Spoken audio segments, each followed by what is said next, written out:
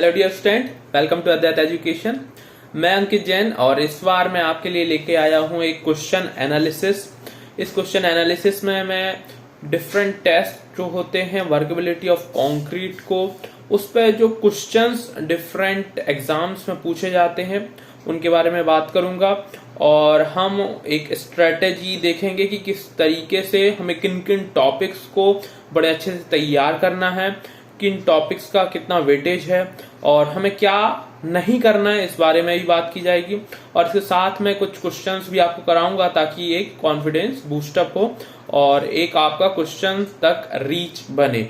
सो आइए स्टार्ट करते हैं question analysis on workability of concrete. Question pattern analysis for workability test of concrete. तो last session में हम लोगों ने वर्केबिलिटी ऑफ कंक्रीट से रिलेटेड कुछ टेस्ट की स्टडी की थी। अब उसी से रिलेटेड हम कुछ क्वेश्चंस देखेंगे, उनका पैटर्न देखेंगे कि किस पैटर्न में क्वेश्चन पूछे जाते हैं, कौन कौन से टॉपिक्स इंपॉर्टेंट है।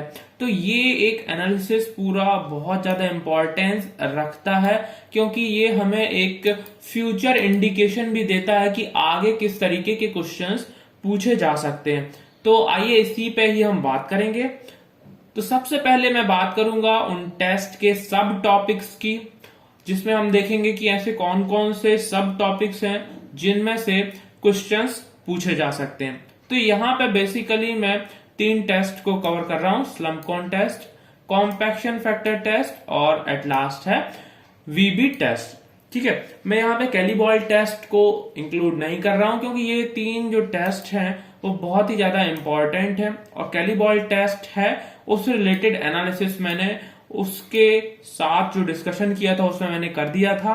ठीक है, तो यहां पे मैं क्या करूंगा, इनसे रिलेटेड मैं एक एनालिसिस अब आपको बताने वाला हूं। सबसे पहले हम देखेंगे कि स्लम्प कोन टेस्ट में जो है इक्विपमेंट, इस इक्विपमेंट के डिस्क्रिप्शन से रिलेटेड भी क्वेश्चन पूछे जाते हैं। तो इन तीनों ही टेस्ट में ये एक बहुत ही ज्यादा अजीब चीज देखने को मिली है यदि हम स्लम्प कोन टेस्ट में इक्विपमेंट डिस्क्रिप्शन की बात करें, क्योंकि इक्विपमेंट किसी टेस्ट के बारे में पर्टिकुलरली पूछा नहीं जाता इन जनरली, पर इस टेस्ट के बारे में पूछा जा रहा है। ये इसके रिलेटिव इंपॉर्टेंस को भी शो करता है। ऐसे तो हमें पता ही है कि ये साइट पे कितना ज्यादा इंपॉर्टेंट टेस्ट है और फ्रिक्वेंटली किया जा सकता है, और इसी कारण से ही हमें ध्यान रखना होगा कि इसका इक्विपमेंट का जो डिस्क्रिप्शन है वो भी हमें याद रहे। नेक्स्ट है टाइप ऑफ स्लम्प। तो different type of possible slump होते हैं, उनका क्या इंपॉर्टेंस, क्या सिग्निफिकेंस है वो हमें पता होना चाहिए। नेक्स्ट है कंसिस्टेंसी वैल्यूज। तो पर्टिकुलर कंक्रीट की डिफरेंट डिफरेंट कंसिस्टेंसी हो सकती है और डिग्री ऑफ वर्केबिलिटी हो सकती है। उसे करस्पॉन्डिंगली जो स्लम्प वैल्यूज है वो हमें याद होना चाहिए और करस्पॉन्डिंगली जो यूजेस है वो भी याद होना चाहिए। ठीक है ना। नेक्स्ट है कॉम्पैक्शन फैक्टर टेस्ट। तो कॉम्पैक्शन फैक्टर टेस्ट में जो कॉम्पैक्शन फैक्टर वैल्यूज है वो बहुत ज्यादा इंपॉर्टेंट है और किस टाइप के कंसिस्टेंसी के लिए किस तरीके के कॉम्पैक्शन फैक्टर वैल्यूज हमें रिक्वायर्ड है ये भी बहुत इंपॉर्टेंट है। ठीक है। नेक्स्ट है इसमें डिग्री ऑफ वर्केबिलिटी। तो डिग्री ऑफ वर्केबिलिटी भी हमें कॉम्पैक्शन फैक्टर के रिस्पेक्ट में याद होनी चाहिए। ठीक है, और डिफरेंट कॉम्पैक्शन फैक्टर वैल्यूज के लिए जो यूसेज है कंक्रीट का वो भी याद होना चाहिए। ठीक है, अब एट लास्ट आ जाते हैं हम वीबी टेस्ट पे। तो वीबी टेस्ट में जो वीबी टाइम वैल्यूज हैं, डिफरेंट कंसिस्टेंसी और degree of workability of concrete के लिए वो हमें पता होनी चाहिए। ठीक है, अब यहां पे ये बेसिक इंडिविजुअल जो इसमें चीजें पूछी जाती थी अभी तक वो थी। यहां पे मैंने एक नोट लिखा है कि correlation between different test values. तो पर्टिकुलर कंसिस्टेंसी के लिए सपोज स्लम्प कोन टेस्ट की या स्लम्प की कोई एक वैल्यू होती है, उस पर्टिकुलर कंसिस्टेंसी के लिए कॉम्पैक्शन फैक्टर टेस्ट की क्या वैल्यू होगी, वीबी टाइम वैल्यू क्या होगी, ये भी हमको याद रखना चाहिए। ये भी एक बहुत ही इंपॉर्टेंट टॉपिक है। ठीक है, जिससे क्वेश्चंस आते रहते हैं। तो ये मैंने अलग से इसको नोट में लिखा ताकि हम इसको ध्यान रखें। ठीक है ना। तो आइए हम देखते हैं, यहां पे ये जो एक टेबल मैंने शो की है और इसमें कंबाइंडली जो 3 टेस्ट हैं, स्लम्प कोन टेस्ट, वीबी टेस्ट और कॉम्पैक्शन फैक्टर टेस्ट, इनकी वैल्यूज को समराइज किया है, ठीक है। और इसके करस्पॉन्डिंग जो कंसिस्टेंसी जो स्टेजेस हैं उनको लिखा है, ठीक है। जैसे कि मॉइस्ट अर्थ हो गया, वेरी ड्राई कंसिस्टेंसी, प्लास्टिक और सेमी फ्लूइड कंसिस्टेंसी, और डिग्री ऑफ वर्केबिलिटी, ठीक है। उसके करस्पॉन्डिंगली जो वर्केबिलिटी के लिए टर्म यूज होता है, जैसे extremely low workability, very low workability, medium workability और एट लास्ट हाई वर्केबिलिटी, ठीक है। तो इसके करस्पॉन्डिंगली जो तीनों यहाँ पे टेस्ट हैं उनकी वैल्यूज याद होना चाहिए, प्लस उसके कोरिलेशन में जो यूज है वो भी याद होना चाहिए, ठीक है। तो यदि मैं बोलूं कि यदि ये पूरा का पूरा टेबल याद है तो वर्केबिलिटी टेस्ट से जितने भी क्वेश्चंस आते हैं उसका 50% क्वेश्चन हम यहां से ही कंप्लीट कर सकते हैं, केवल इतने इंफॉर्मेशन से ही कंप्लीट कर सकते हैं। तो ये जो अपने आप में टेबल है बहुत ही ज्यादा इंपॉर्टेंट है, ठीक है, बहुत ही ज्यादा इंपॉर्टेंट है, ये हमको याद रखना चाहिए। ये पूरा का पूरा टेबल इंपॉर्टेंट है, ठीक है ना, इसको हम याद रखेंगे, इस पूरे के पूरे टेबल्स को, सारी वैल्यूज को, सारे यूसेज को, ठीक है। तो नेक्स्ट अब हम चलते हैं, अब हम क्वेश्चंस देखेंगे, कुछ क्वेश्चंस देखेंगे और उनके थ्रू ये समझने की कोशिश करेंगे कि जो टॉपिक्स हमने पढ़े हैं वो किस तरीके से एप्लीकेबल है, ठीक है ना, वो किस तरीके से एप्लीकेबल है, ठीक है। तो आइए स्टार्ट करते हैं, ठीक। पहला क्वेश्चन है, the bottom diameter, top diameter and the height of steel mould use for slump test are respectively. तो जैसे मैंने कहा था स्लम्प कौन टेस्ट है, उसके इक्विपमेंट से भी जो है क्वेश्चंस आते हैं। तो यहाँ पे उसकी साइजेज से क्वेश्चन पूछा गया है। तो क्या पूछा गया है, जो बॉटम डायमीटर होता है स्लम्प कोन का कितना होता है, टॉप का कितना होता है, उसकी हाइट कितनी होती है। तो हमें पता है बॉटम डायमीटर जो उसका होता है वो होता है 20 सेंटीमीटर, ठीक है, 20 सेंटीमीटर होता है। नेक्स्ट जो है टॉप डायमीटर होता है वो होता है 10 सेंटीमीटर, वो होता है 10 सेंटीमीटर या 100 mm, और हाइट उसकी 300 mm या 30 सेंटीमीटर होती है, ठीक है, 30 सेंटीमीटर या 300 mm होती है। तो यहां पे हम बोल सकते हैं कि जो हमसे पूछा गया रिक्वायर्ड इंफॉर्मेशन है ऑप्शन सी में एकदम सुटेबली गिवन है, ठीक है। तो हम यहां बोल सकते हैं कि जो ऑप्शन सी जो है यहाँ पे एकदम correct answer, option C is the correct answer of this question, ठीक है ना। नेक्स्ट हम देखते हैं, तो ये जो क्वेश्चन है जैसे मैंने आपको कहा था टाइप ऑफ स्लम्प से भी क्वेश्चन आते हैं, तो उसी का ये इलस्ट्रेशन है ये। तो यहाँ पे लिखा है for figure given below represent a, ठीक है। तो ये जो फिगर है इससे हमें किस तरीके का स्लम्प जो है रिप्रेजेंट होते दिख रहा है। ऑप्शन ए है लो स्लम्प ऑफ कंक्रीट, ठीक है, ऑप्शन बी है normal slump of concrete, option C है शियर स्लम्प ऑफ कंक्रीट, और ऑप्शन डी है कोलैप्स स्लम्प ऑफ कंक्रीट, ठीक है। तो यहां पे हमें पता है कि जब कुछ जो हमारा स्लम्प कौन कुछ यदि इस वे का होता है और इसमें पूरा का पूरा इस तरीके से कोलैप्स हो जाता है कंक्रीट, तब उसको कोलैप्स स्लम्प ऑफ कंक्रीट कहा जाता है, ठीक है। यदि शियर स्लम्प होता है तो उसका एक पार्ट यहाँ पे अवेलेबल होता और एक पार्ट यहाँ पे जो है फॉल कर जाता, ठीक है। तो और नॉर्मल स्लम्प में एक ज्यादा स्लम्प ना देख के हमें जो कोन का साइज है उसी को फॉलो करते हुए यहाँ पे कंक्रीट में हाइट में डिक्रीमेंट देखने को मिलता है, और लो स्लम्प में क्या होता है काफी लो डिक्रीमेंट ऑफ या काफी लेस फॉल ऑफ हाइट देखने को मिलता है, ठीक है। तो यहां पे हम ओवरऑल कह सकते हैं option D collapse slump of concrete is the correct answer, ठीक है। तो यहां पे हम बोल सकते हैं कौन सा ऑप्शन होगा, option D, collapse slump of concrete. ठीक है ना। नेक्स्ट हम देखते हैं, अगले क्वेश्चन की तरफ जाते हैं। अगला क्वेश्चन है concrete having a slump of 6.5 centimetre is said to be।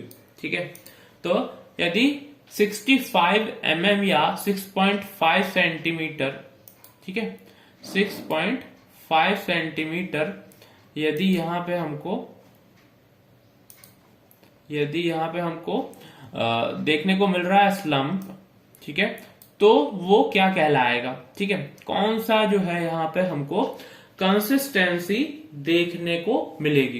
तो इसको हम ऐसे भी देख सकते हैं, चाहे तो हम उस टेबल का भी हेल्प ले सकते हैं। तो जैसे मैंने आपको ये टेबल शो की थी, ठीक है, इस टेबल की बात करें तो 6.5 सेंटीमीटर का स्लम्प वो किस में आएगा, इस वाले रेंज में आएगा। ठीक है, इस वाले रेंज में आएगा जहां पे क्या है 50 to 100 तक जो वैल्यूज है स्लम्प की गिवन है। ठीक है, 50 to 100 तक वैल्यूज गिवन है और उसके करस्पॉन्डिंग कंसिस्टेंसी प्लास्टिक है और डिग्री ऑफ वर्केबिलिटी मीडियम है।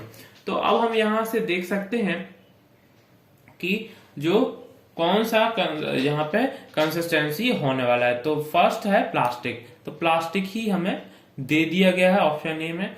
हम दूसरे ऑप्शन भी पढ़ लेते हैं, ड्राई है, अर्थ मॉइस्ट है, सेमी प्लास्टिक है। ठीक है, तो हम यहाँ पे डायरेक्टली बोल सकते हैं कि जो हमने यहाँ पे देखा था, जो हमने यहाँ पे चीजें देखी थी उस हिसाब से क्या हो रहा है, ऑप्शन ए।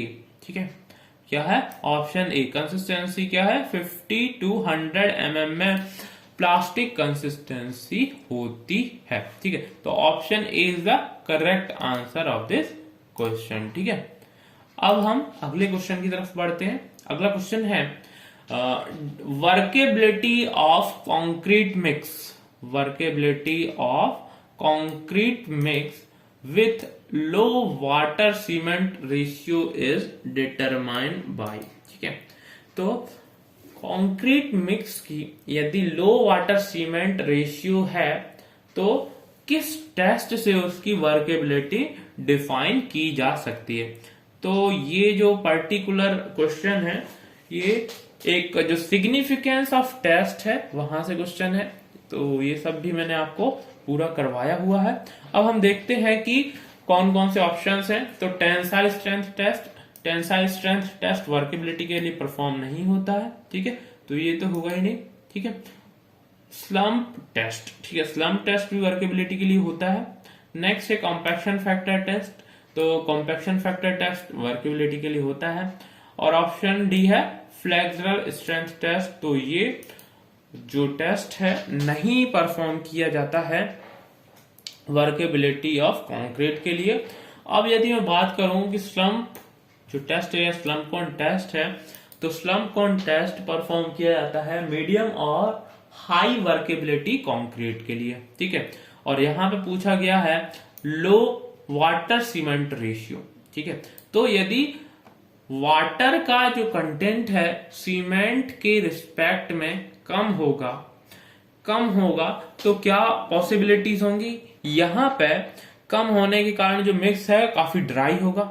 ड्राई मिक्स होने के कारण उसकी क्या होगी, वर्केबिलिटी लो होगी, और लो वर्केबिलिटी होने के कारण हम उसके लिए कॉम्पैक्शन फैक्टर टेस्ट को परफॉर्म करेंगे। ठीक है, तो यहाँ पे ऑप्शन सी जो है correct answer, option C is the correct answer of this question. ठीक है, तो अब अगले टेस्ट की तरफ हम अगले क्वेश्चन की तरफ हम प्रोसीड करते हैं। अगला क्वेश्चन है WP and W1 are the weights of a cylinder containing partially compacted and fully compacted concrete if compaction factor WP and WI या W1 is 0.95, the workability of concrete is। ठीक है, तो यहां पे एक वैल्यू गिवन है compaction factor की, और उससे रिलेटेड जो है वर्केबिलिटी यहां पे गिवन है, और हमें पहचानना है कौन से वर्केबिलिटी को शो कर रही है ये वैल्यू। ठीक है, ऑप्शन ए है एक्सट्रीमली लो, ऑप्शन बी है वेरी लो, ऑप्शन सी है लो और ऑप्शन डी है हाई। तो जैसे मैंने कहा था कि आपको टेबल याद होनी चाहिए, तो टेबल में हम देखते हैं कॉम्पैक्शन फैक्टर वैल्यूज को और 0.95। तो 0.95 है upper limit of degree of medium degree of workability, ठीक है, और हाई का लोअर लिमिट है। और हमें ऑप्शंस में क्या गिवन है, एक्सट्रीमली लो, वेरी लो और लो, ठीक है। एक बार फिर से देखते हैं, तो एक्सट्रीमली लो, वेरी लो, लो और एंड हाई।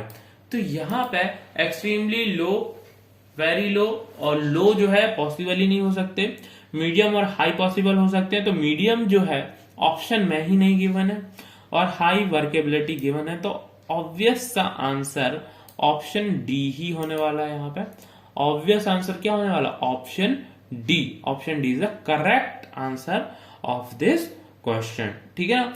तो अब हम नेक्स्ट क्वेश्चन की तरफ बढ़ते हैं, अगले क्वेश्चन पे बात करते हैं। अब यहां पे देखिए, जो मैंने कहा था कि हमें यूसेज भी याद होने चाहिए, अब उससे रिलेटेड एक क्वेश्चन हमको देखने को मिल रहा है। तो आगे बढ़ते हैं। Compaction factor for heavily reinforced section with vibration is, ठीक है। तो यहां पे यदि हैवीली रीइंफोर्स्ड सेक्शन को यूज किया जा रहा है, ठीक है, हम फिर से ही किस पे जाते हैं, उस टेबल पे जाते हैं। मैं अगेन बोल रहा हूं, ये टेबल बहुत ज्यादा इंपॉर्टेंट है। यदि ये टेबल ही पूरी याद है तो हम बहुत सारे क्वेश्चन इस टॉपिक से रिलेटेड कंप्लीट कर सकते हैं, ठीक है। तो यहां पे लिखा है जो फोर्थ है यूसेज, उसमें हैवीली रीइंफोर्स्ड सेक्शन, ठीक है, उसके करस्पॉन्डिंगली कॉम्पैक्शन फैक्टर वैल्यू कितनी होती है, 0.85 से 0.95 के बीच, ठीक है। तो अब हम इन दोनों फैक्ट्स को याद रखते हुए फिर से रीच करेंगे उस क्वेश्चन पे और देखेंगे कि ये कौन सा क्वेश्चन यहाँ पे कौन सा सही हो सकता है। तो फर्स्ट ऑप्शन है 0.75 से कम, तो ये तो पॉसिबल नहीं है। ऑप्शन बी है 0.75 से 0.85, तो ये भी सही नहीं है। हमें पता है 0.85 से 0.95 के बीच होता है, ठीक है ना, 0.95 से बीच होता है। और एक चीज और हमें पता है कि पॉइंट यदि 95 से ज्यादा हो जाए तो कंजेस्टेड कंक्रीट के लिए होता है।